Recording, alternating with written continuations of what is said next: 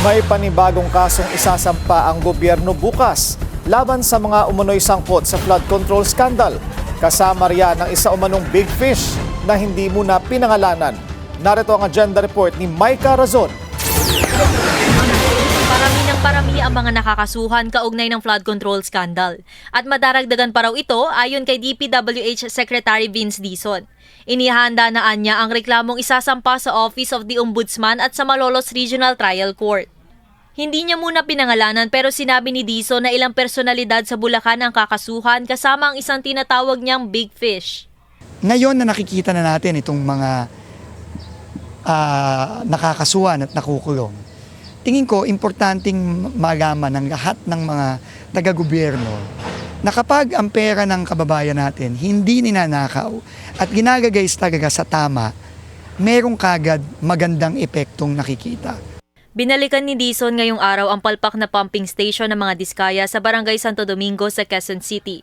Sa unang pagbisita ni Dizon sa Matalahib Creek Pumping Station, napag-alamang nagdudulot pa ito ng mas matinding pagbaha. Kaya ito pinatibag, sinimula ng dredging at kumonsulta sa LGU para sa mas epektibong solusyon. Simula nung tinayo ng mga Diskaya to, nakita natin na tama ang Quezon City. No? At kung makikinig lang yung national government at magko-coordinate sa local government at makikinig din sa mga eksperto, merong epektong magandang nangyayari. Itong mga tinatawag na nature-based solutions, allowing gravity to just allow the flow of the water under. Tapos parang imbakan siya ng tubig para hindi siya maka-apekto sa mga tao. This is really what is contained in the plan. Together, of course, with drainage upgrading. Ayon sa residente, naramdaman na nila ang improvement sa ilog.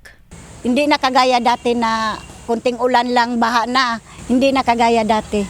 Kasabay ng pagpasok ng tag-ulan, iniutos ni PBBM sa DPWH na tiyaking mabilis ang paghupa ng baha sa low-lying and flood-prone areas sa buong bansa. Para sa agenda, Maika Razon, Billionaire News Channel. Manatiling nakatutok sa Billionaire News Channel, sumubaybay sa aming social media accounts at mag-subscribe sa aming YouTube channel para sa mga eksklusibong balita at storya.